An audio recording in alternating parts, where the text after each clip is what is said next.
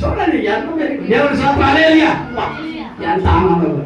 ఆ రోజే దేవుడి కోసం నువ్వు బ్రతికి ఉన్నావంటే, నువ్వు బ్రతకాలంటే నీకన్నా శ్రద్ధ తీసుకున్నటువంటి మహోన్నతుడికి దేవుడు. నువ్వు అనుకుంటాను నాకు అదే కావాలి ఇది కావాలి, ఏం ఆలోచించే అవసరం లేదు అంటాడు ఆయన.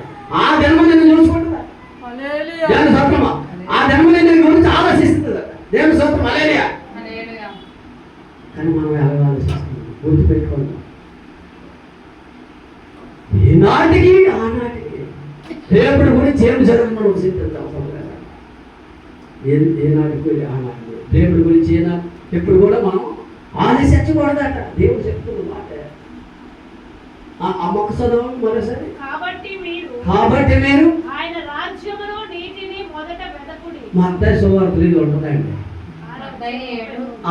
అమ్మాయి టైం అయిపోయింది. దేవుడి స్తోత్రం. మత్తయి సువార్తలో ఇది ఉంటుంది. మన ప్రజలు మన భక్తులు అందరూ కూర్చొని ధ్యానం చేసి అది అడుగుతారండి. ఏది అడుగుతారు?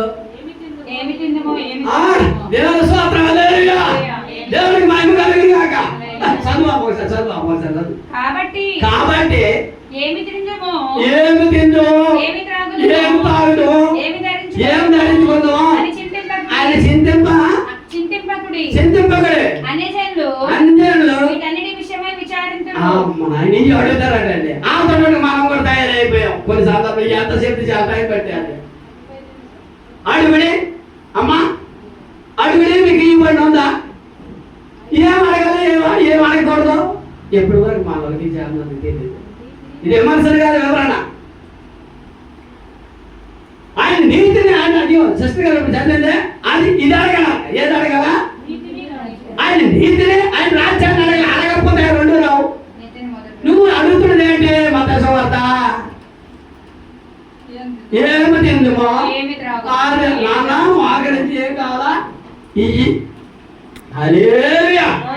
దేవుడికి మహిమ కలుగును గాక. మీ పట్ల దేవుడు కృపను బట్టి స్థలంలో కూర్చోగలిగాడు. దేవుడు మీ పట్ల ఒక ప్రణాళిక కలిగి ఉన్నాడు కనుక ఈ స్థలంలో కూర్చోండి. ఆయన చిత్తాన్ని అడగలేక మనం పది విధాలుగా ఆలోచించి పది విధాలుగా పారిపోతాను. దేవుని స్తోత్రం. నిలకడ కలిగి, నిరీక్షణ కలిగి, ఓర్పు కలిగి, సహనమ కలిగి దేవుడు బ్రాహ్మణులు ఉంటే నువ్వెక్కడికి కదల్చబడవు. నేను ఎవడు కదల్చలేడు. ఏ శక్తులు నీ దగ్గర నిలవు. స్తోత్రం హల్లెలూయా. సంపూర్ణమైన స్వస్థత విడుదల కలుగుతుంది. ఆయన నీలో ఉంటేనే ఈ చిన్న మాటలు దేవుడు దేవుడు కలుగుకొని ప్రార్థన చేస్తాం. మన